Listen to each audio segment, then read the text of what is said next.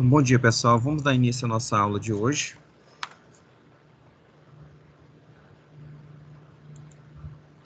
A nossa aula de hoje, nós iremos abordar um assunto novo, que é a virologia, o estudo dos vírus. E depois nós falaremos sobre as principais doenças infecciosas. Então, primeiramente, o conceito do que são vírus, né? Os vírus, eles são agentes infecciosos acelulares.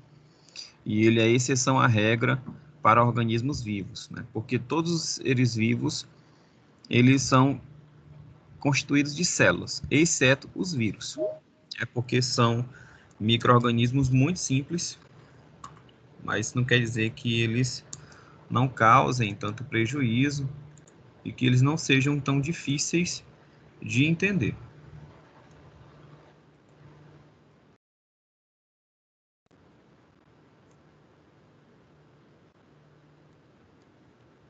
Então, os vírus, eles são agentes infecciosos acelulares, como eu já falei, é uma exceção à regra, porque eles não são constituídos de células, diferente dos demais, que são compostos por células.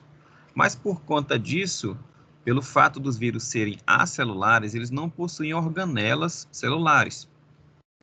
Então, por conta disso, os vírus eles são parasitas intracelulares obrigatórios. Eles, para serem considerados vírus vivos, seres vivos, eles precisam parasitar uma célula e utilizar a maquinaria da célula, utilizar as organelas celulares para se reproduzir, para sintetizar proteínas e também para o seu metabolismo.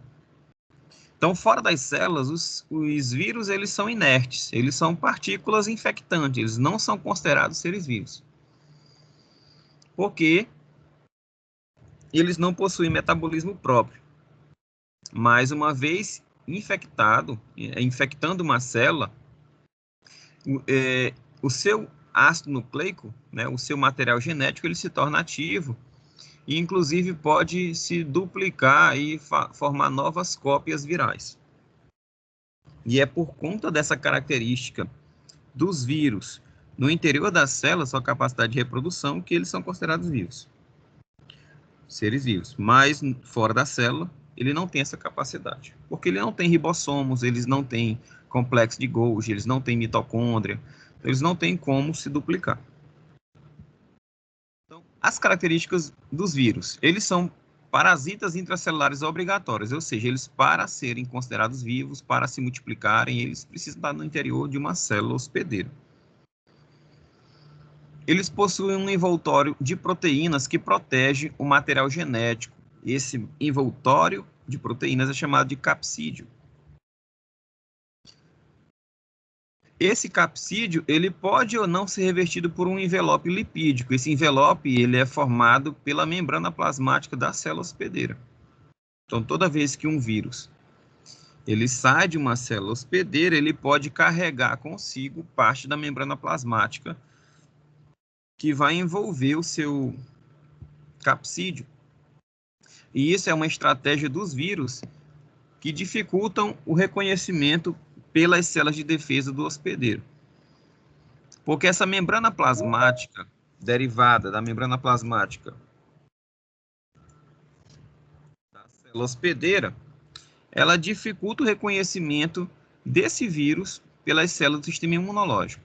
Porque as proteínas expressas no envelope lipídico são proteínas comuns ao organismo e são reconhecidas como próprio pelas células de defesa. Os vírus, eles possuem apenas um tipo de ácido nucleico. Ou eles são DNA vírus ou RNA vírus, exceto, né, existe um vírus que é exceção a essa regra, chamada de citomegalovírus humano. Ele apresenta DNA e RNA ao mesmo tempo. Então, existem vírus com DNA de fita dupla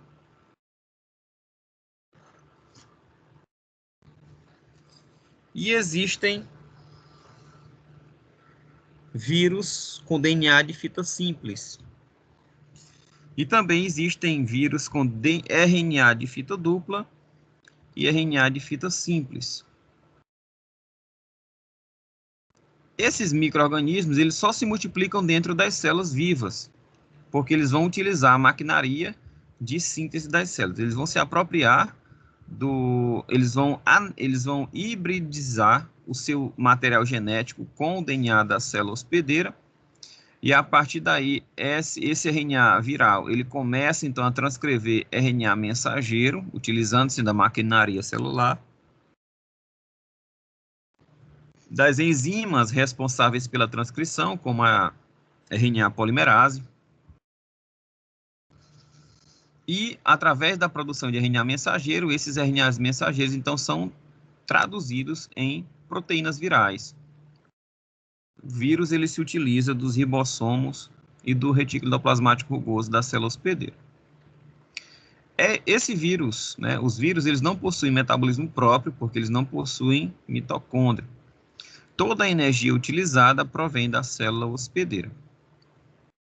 Os vírus, quando penetram em uma célula hospedeira, o ácido nucleico viral torna-se ativo e funcional. E os vírus somente são considerados organismos vivos quando parasitam células, porque fora delas, os vírus são inertes. Então, aqui existem vários tipos de vírus, com formas geométricas específicas, como helicoidais, poliédricos, icosaedros, cilindros. E podemos classificar o vírus em dois grandes grupos: os vírus envelopados e os vírus não envelopados. No grupo dos vírus envelopados, o capsídeo é coberto pelo envelope, que é formado quando o vírus é exocitado da célula hospedeira. Então, o vírus da gripe é um exemplo de vírus envelopado.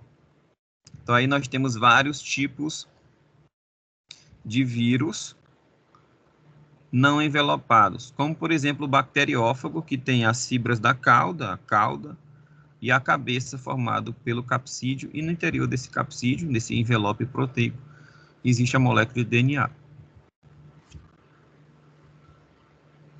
O adenovírus, que também é um vírus de DNA, o capsídeo tem um formato de icosaedro, né, uma forma geométrica com 20 faces triangulares. E também o vírus do mosaico do tabaco, que tem um formato helicoidal, onde o capsídeo forma um cilindro e no interior o RNA desse vírus. Aí nós temos o vírus do mosaico do tabaco, o adenovírus e o vírus influenza, como a gente já falou. O vírus influenza, o vírus da gripe, ele é um exemplo de vírus envelopado. Então, no interior do vírus, existe o seu material genético, que é o RNA. Esse material genético, então, ele é protegido pelo capsídeo, que é uma estrutura que cobre o material genético, e depois, de uma forma mais externa, o capsídeo é envolvido pelo envelope membranoso, que é derivado da membrana plasmática da célula hospedeira. E aí também nós temos o bacteriófago, que é um tipo de vírus que infecta bactérias.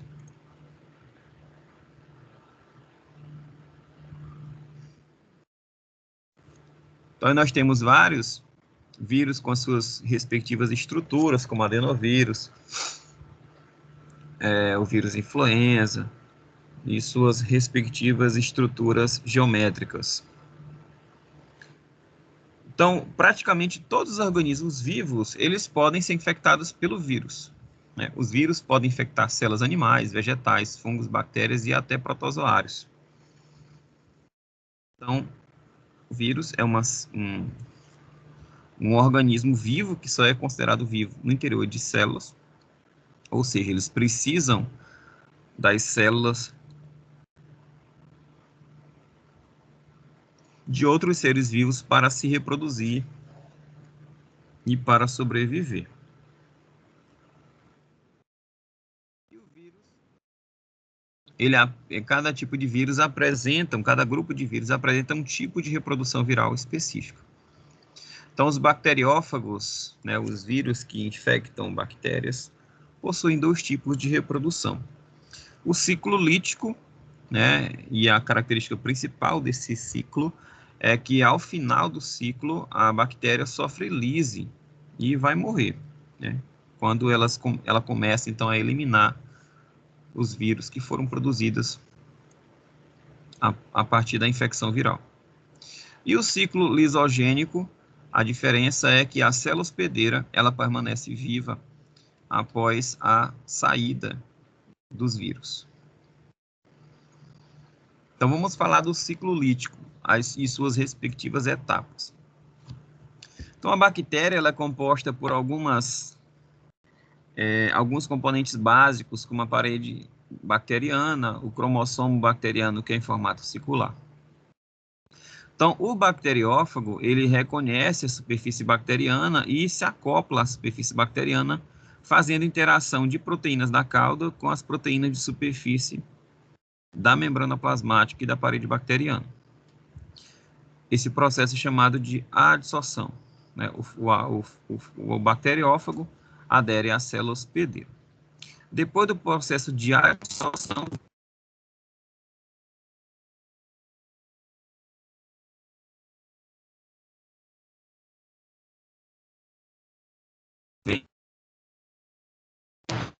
do material genético.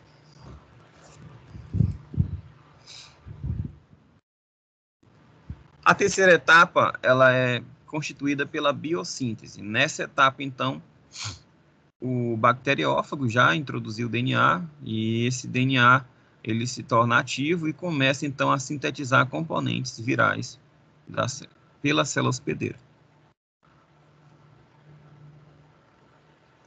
Então, o DNA do bacteriófago, ao se tornar ativo, ele começa a ser transcrito e traduzido em componentes proteicos dos vírus, né? Em partes dos vírus. Depois, essas partes elas serão então montadas, que é chamado de etapa de maturação. Então, os componentes virais eles são unidos, criando um novo vírus. E por último, a liberação. Depois que esses vírus foram produzidos, foram montados, esses vírus então eles vão sair da célula, gerando uma ruptura da parede bacteriana e ejetando esses novos vírus recém-produzidos. E por conta dessa lise, a bactéria hospedeira ela morre. Essa é a principal característica do ciclo lítico do bacteriófago T4. Mas existe outra forma de reprodução do bacteriófago, que é chamado de ciclo lisogênico. No ciclo lisogênico, ocorre uma vantagem maior, tanto para o hospedeiro quanto para o vírus, né, o parasita.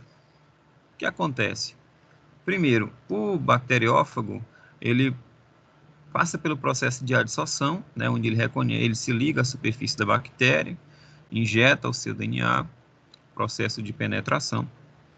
Depois, esse vírus, né, esse material genético do vírus, ele se transforma num DNA circular e essa bactéria pode entrar no ciclo lítico ou no ciclo lisogênico.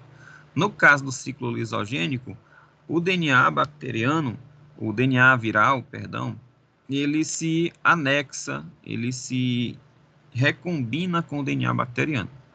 Então, ele passa a fazer parte do cromossomo bacteriano. E aí, essa bactéria se transforma numa bactéria, é como se fosse uma bactéria transgênica, que é uma bactéria que recebeu um fragmento de DNA diferente. E é justamente por conta desse aspecto de vírus, de anexação, que a biologia molecular, né, para a produção de animais transgênicos utilizam o bacteriófago, porque ele tem essa capacidade de incorporar o seu DNA ao DNA bacteriano. E a partir daí, essas bactérias, elas têm um novo pedaço de DNA e através desse fragmento de DNA ele começa a produzir novas proteínas. que darão origem a novos vírus. Então, esse tipo de ciclo lisogênico, ele é utilizado na produção de animais transgênicos, como, por exemplo, bactérias que têm a capacidade de produzir algumas proteínas específicas. É o caso da insulina. A insulina é um hormônio de natureza proteica, ou seja, é uma proteína que tem função hormonal. Essa proteína ela é produzida, né, ela é transcrita pelo cromossomo 11. Então, através da engenharia genética, se retira, né, se isola esse gene responsável pela produção de insulina, se anexa esse gene em um vírus bacteriófago e depois se parasita bactérias, como a Escherichia coli, com o bacteriófago T4. E essas bactérias, então, infectadas por esse bacteriófago criado em laboratório, elas, então, vão incorporar esse fragmento de DNA humano que tem a capacidade de transcrever a insulina.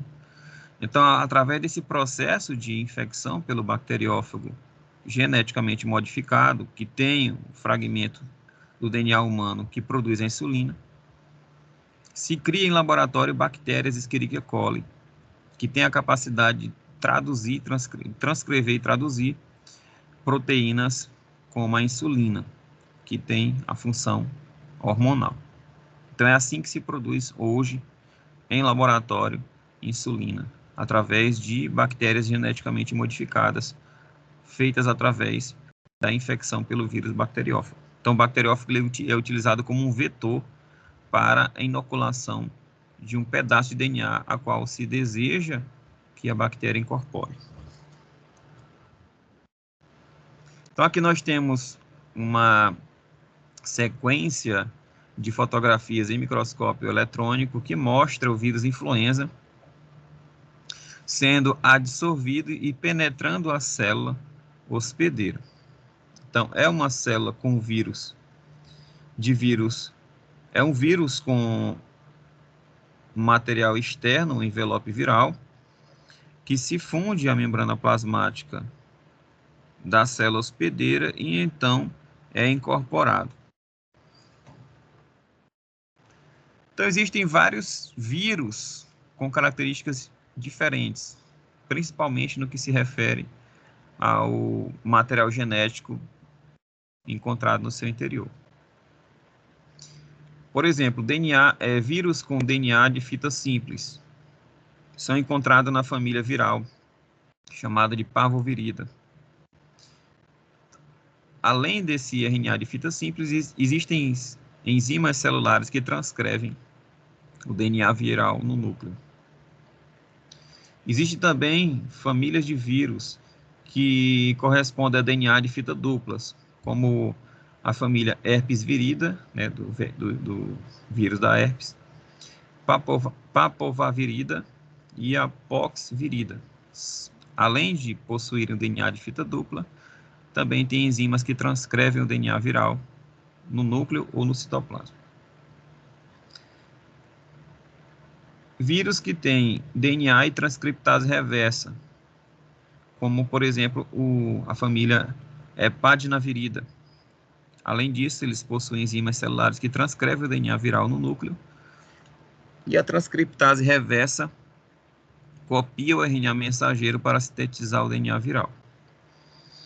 E também tem outras famílias com RNA de fita positiva, fita negativa, RNA de fita dupla e RNA com transcriptase reversa, no caso da família retrovirida, que é o caso do vírus HIV. Então, nós temos aí um mapa mental que descreve as principais características dos vírus. Primeiro, o vírus ele possui uma estrutura que pode ser DNA vírus ou RNA vírus, dependendo do tipo de material genético encontrado no seu interior. Os vírus podem ser encapsulados, quando apresentam cápsula proteica, ou eles apresentam cápsula proteica que envolve o material genético, e eles podem apresentar também um envelope, no caso dos vírus envelopados. As características dos vírus são, eles são acelulares, eles não possuem membrana plasmática, não possuem ribossomo para a síntese proteica e não possuem as demais organelas membranosas. Os vírus não possuem metabolismo próprio, porque eles não possuem ribossomos e organelas membranosas para sintetizar os seus componentes nucleicos, como DNA e RNA, e também proteínas. Eles não produzem energia, porque não possuem mitocôndrias, e fora da célula, eles são considerados partículas inertes, partículas infectantes, são chamadas de vírions. E esses vírus, para serem considerados vivos, eles precisam parasitar obrigatoriamente células de forma específica, né? Somente células a quais as proteínas da cauda conseguem reconhecer. Então, os vírus, eles não formam novos vírus fora de uma célula, porque eles não têm metabolismo próprio, e sem esse metabolismo próprio, eles invadem e exploram a maquinaria celular, como enzimas, ribossomos e organelas, para produzir os seus componentes, como ácidos nucleicos e proteínas. Ao controlar o metabolismo celular, os vírus eles matam as células hospedeiras, podem matar ou não, né? E várias doenças em vegetais e animais são provocadas por vírus. Os vírus, eles são considerados seres vivos, eles apresentam características que sim e características que não. O que pode nos levar a não acreditar que vírus não são organismos vivos? Eles não possuem células, diferente dos demais seres vivos que são obrigatoriamente compostos por células. Eles não possuem metabolismo próprio, eles são parasitas intracelulares obrigatórios e fora das células eles são inertes.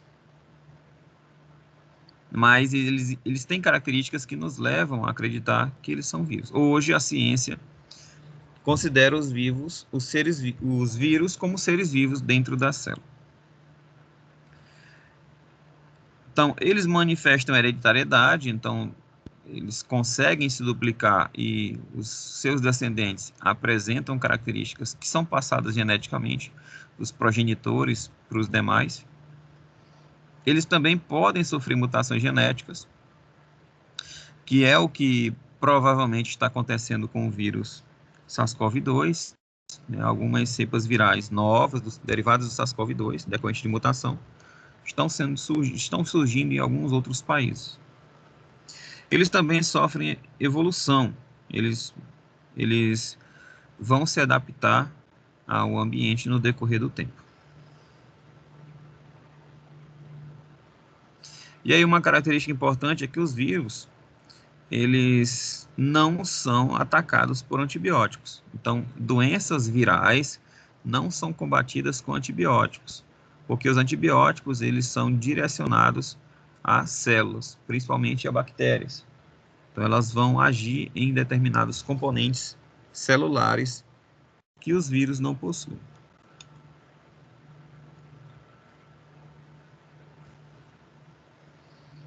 Então, os vírus, eles podem ser divididos quanto ao ácido nucleico material genético encontrado no seu interior. Nós temos os vírus de DNA, como, por exemplo, o bacteriófago T4, o vírus da herpes, o vírus da varíola, o papilomavírus, causador do HPV, e o adenovírus. Esses vírus, eles podem obedecer o ciclo lítico e o ciclo lisogênico, de acordo com o tipo de... utilizando o bacteriófago como modelo desse modelo reprodutivo. Então, nós temos aqui o bacteriófago infectando uma Escherichia coli. O bacteriófago se liga à bactéria através das proteínas da cauda, reconhecendo as proteínas da superfície da Escherichia coli. O DNA viral é colocado na célula e, a partir daí, ele pode obedecer o ciclo lítico ou o ciclo lisogênico. No ciclo lítico, o DNA do bacteriófago ele vai se tornar ativo e vai começar a transcrever RNAs mensageiros que serão codificados em proteínas dos componentes do vírus. O DNA bacteriano é degradado e novos DNAs virais são formados usando o nucleotídeo de DNA bacteriano. E a partir daí a célula transcreve o DNA viral em RNA mensageiro virais e o traduz em proteínas da cápsula. Depois desses componentes já produzidos, ocorre a montagem de novos vírus que serão liberados e invadem outras bactérias. Já no ciclo lisogênico, ao invés do DNA viral ficar livre, ele vai ser incorporado, vai ser integrado ao DNA bacteriano, formando um prófago. E ambos os DNAs eles são duplicados durante a divisão bacteriana. E esse prófago se solta do DNA bacteriano, então, voltando ao ciclo lítico. Já o vírus de RNA, esse RNA, exemplo de vírus de RNA, nós temos o vírus da gripe, do sarampo, da raiva, ebola, febre amarela, dengue, zika, chikungunya e hepatite C. Esses vírus eles apresentam glicoproteínas que se ligam a receptores das células hospedeiras. Eles então vão ser endocitados, eles vão sofrer uma espécie de fagocitose. Depois que ocorre a endocitose, o vírus e a cápsula liberam a molécula de RNA viral e depois vai ocorrer a replicação da molécula de RNA. O RNA viral, então, é traduzido em proteínas virais, ocorre, então, a montagem de novos vírus e depois esses vírus eles vão brotando na superfície da célula, levando consigo parte da membrana plasmática, gerando o envelope, e então invadirão outras células.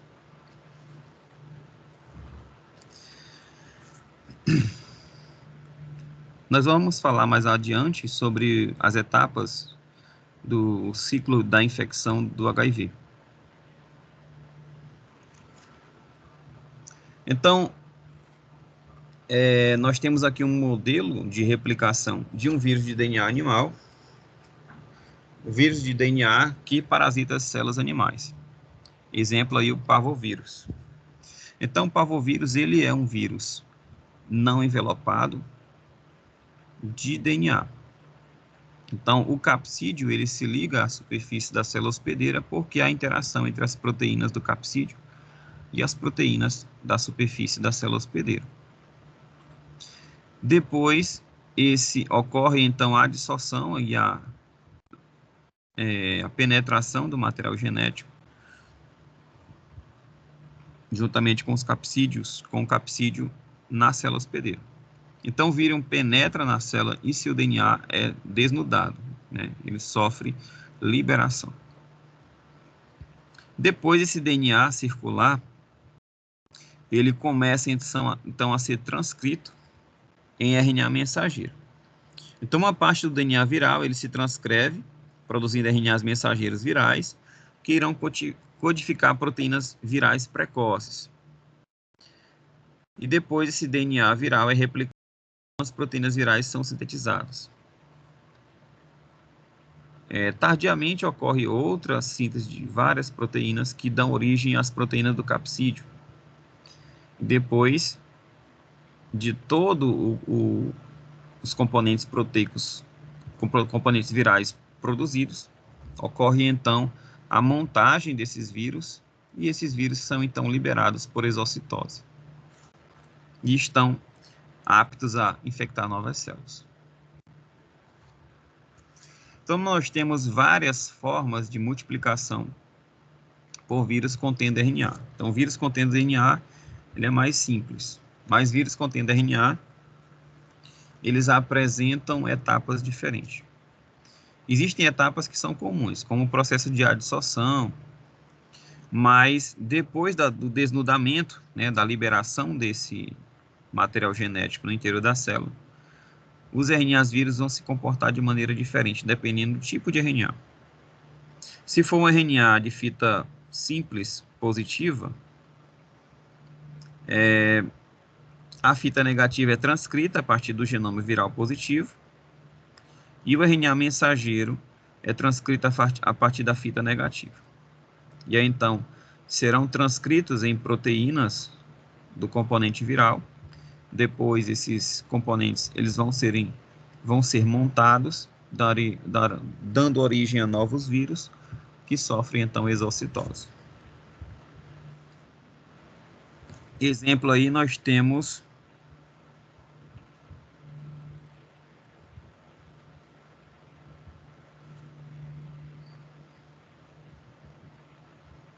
não tem exemplo de vírus RNA positivo.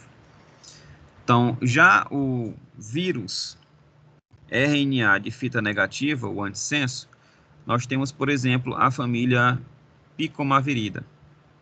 Depois que ocorre o desnudamento, essas fitas de RNA positiva devem ser previamente transcritas a partir do genoma viral negativo, para que as proteínas virais sejam sintetizadas. Então, ocorre uma produção de uma fita complementar de RNA. Negativas adicionais são transcritas a partir do RNA mensageiro. Então, as proteínas do capsídeo são feitas a partir da proteína do RNA mensageiro positivo, e novas fitas RNA negativas são produzidas a partir do RNA mensageiro. Após a produção dos componentes virais, ocorre a montagem e, consequentemente, a liberação desse vírus de RNA de fita negativa. E, a exemplo da família Rabidovirida, que são vírus que apresentam RNA de fita positiva combinado com RNA de fita negativa. Após o desnudamento, o RNA mensageiro é produzido dentro do capsídeo e liberado no citoplasma da célula hospedeira.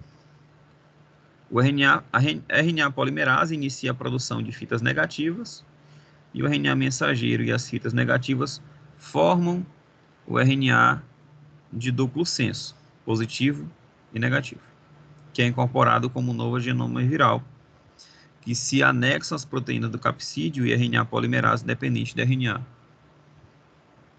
sendo então juntos, né, processo de montagem, e depois esse vírus sofre liberação. Mas o vírus de RNA mensageiro do tipo retrovírus, como HIV, ele é um vírus que se multiplica de forma especial. Então, o HIV, a exemplo do HIV, ele é um retrovírus e ele possui a capacidade de produzir o DNA a partir do RNA, graças a uma proteína chamada de transcriptase reversa. Então, a transcrição é uma etapa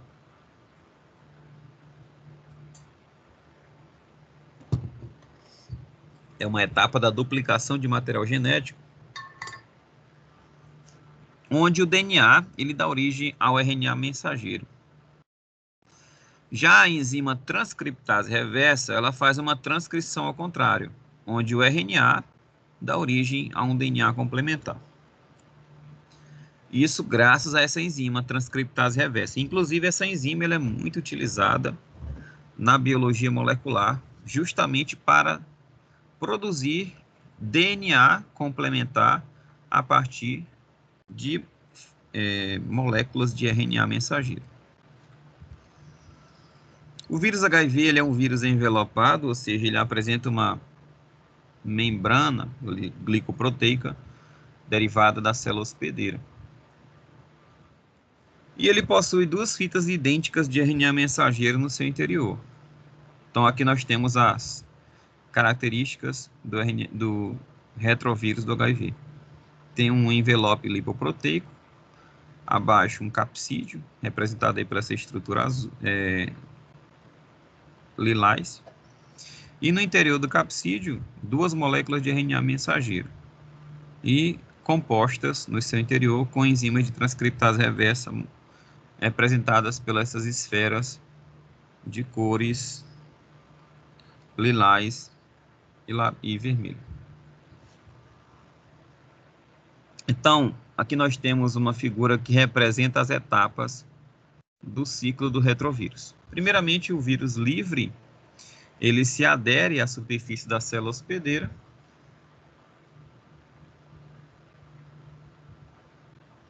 as proteínas do envoltório viral, elas vão se interagir com as proteínas receptoras da superfície da célula hospedeira. E aí a membrana lipoproteica viral se funde com a membrana plasmática da célula hospedeira. O que acontece a seguir é a liberação e a endocitose. A endocitose do material genético e a liberação dos componentes do retrovírus, como a transcriptase reversa e as duas moléculas de RNA mensageiro. A partir daí, a transcriptase reversa começa a sintetizar uma fita complementar a partir do molde do RNA mensageiro. Depois que esse DNA complementar, essa fita complementar de DNA é produzida a partir do RNA mensageiro, uma segunda fita de DNA complementar é feita a partir da primeira fita de DNA complementar, formando um DNA complementar de dupla fita a partir do RNA mensageiro do retrovírus. Esse DNA, então, complementar, que foi feito a partir do molde do RNA mensageiro viral, por intermédio da enzima transcriptase reversa, ele vai ser, então, anexado ao DNA da célula hospedeira, formando um DNA híbrido. E lá no interior, esse DNA, primeiramente, esse DNA ele vai ser incorporado graças à participação das enzimas de restrição. São enzimas que cortam o DNA em regiões específicas e depois as DNAs ligases, elas vão emendar, vamos dizer assim, incorporar o DNA da célula, do vírus hospedeiro, do vírus à célula hospedeira. Então, esses dois grupos de enzimas também são muito utilizados na biologia molecular. As enzimas de restrição, que são enzimas que têm a capacidade de reconhecer sequência específica de DNA e promover o corte, e as enzimas integrases, que fazem a ligação de pedaços de DNAs.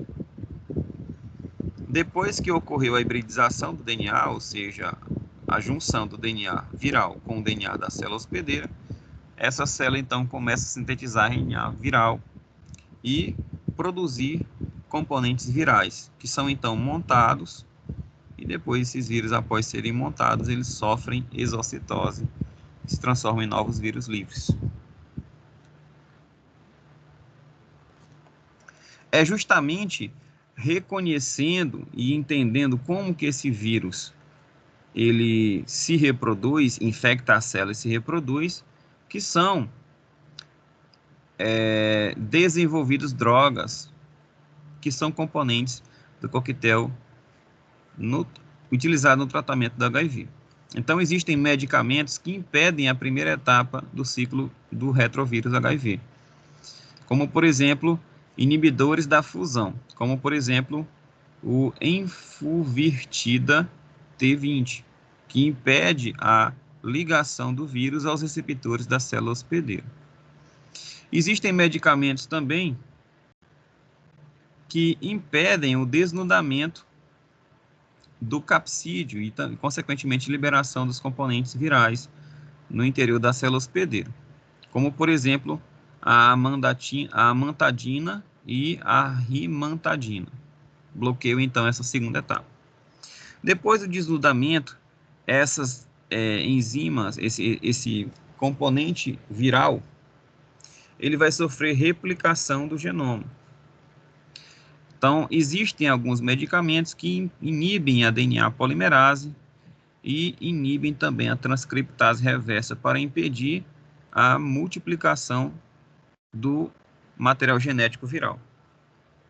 Então, existem medicamentos no coquetel utilizado para o tratamento do HIV que bloqueiam a DNA polimerase e a transcriptase, como o aciclovir, a azidovudina e o efavirenz. Depois que essa cópia, esse material genético, ele começa a sintetizar novos RNAs mensageiros, existem essas proteínas, elas são produzidas de forma única, de um único cordão, que precisam então serem cortados em proteínas menores, que é chamada de maturação proteica. Essa maturação proteica é feita através da enzima protease, que quebra esse cordão único de proteína maior, dando origem a proteínas menores. E existem medicamentos utilizados no tratamento da AIDS que bloqueiam a enzima protease, que é responsável pelo processo de maturação. Quais são os medicamentos que inibem a protease? É o saquinavir e o ritonavir. E existem medicamentos também utilizados no tratamento do vírus HIV que impedem a exocitose dos vírus recém-montados, e essa exocitose é feita pela enzima neuraminidase. Então, existem medicamentos que inibem a enzima neuraminidase, como o zanamivir e o oseltamivir. Então, dependendo da etapa do ciclo viral, existem vários medicamentos responsáveis pelo bloqueio de algumas etapas do ciclo do HIV. E o coquetel utilizado no tratamento do HIV é composto por medicamentos que bloqueiam distintas.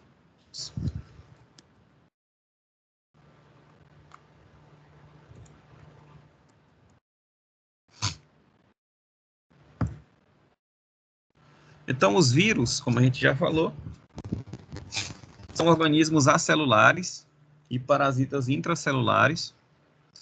Eles são formados basicamente por proteína e ácido nucleico, envoltos em capsídeo proteico, responsáveis por preservar o material genético. Alguns vírus ainda possuem envelope ao redor do capsídeo composto por lipídios, proteínas e carboidratos. Existem 3 principais hipóteses que tentam explicar a origem do capsídeo, ou do envelope. O vírus eles teriam surgido de uma molécula de RNA, logo no início da vida, de forma independente, coevoluindo junto com as células e parasitando-as. Ou que os vírus teriam derivado de trechos de RNA ou RNA de células, e esses trechos adquiriram a habilidade de replicação e formação de um envoltório proteico protetor. Ou que os vírus teriam derivado de células que sofreram regressão e ficaram apenas com material genético e uma estrutura protetora ao redor.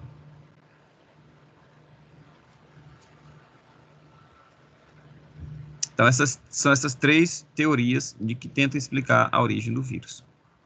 Os vírus foram descobertos através do químico alemão Wendell Stanley e o químico Adolf Meyer, e também o bacteriologista russo Dmitry Ivanovich.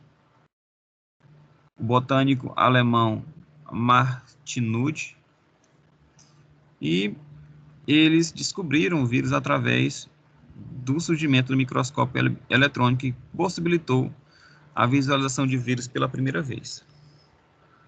Exemplo de vírus que causam doenças em seres humanos é o vírus da catapora, varicela, cachumba, dengue, febre amarela, hepatite, herpes simples, poliomielite, raiva, rubéola, sarampo e varíolas.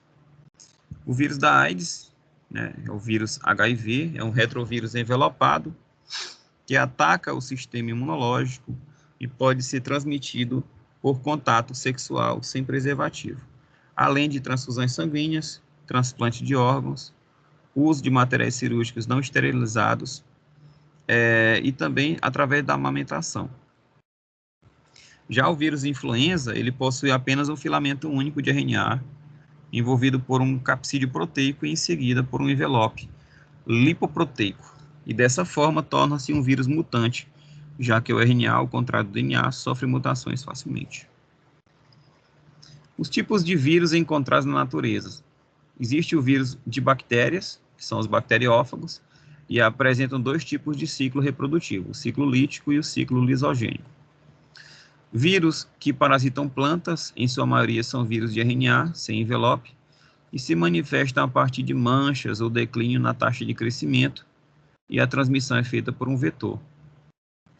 E os vírus de animais, que podem ser de DNA ou de RNA, envelopados ou não, e a penetração do vírus na célula animal pode ocorrer de diversas formas. Vamos falar então das doenças virais. Mas antes de falar das doenças virais,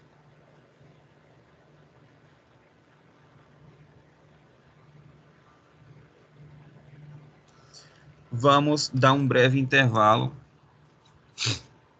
de 15 minutos.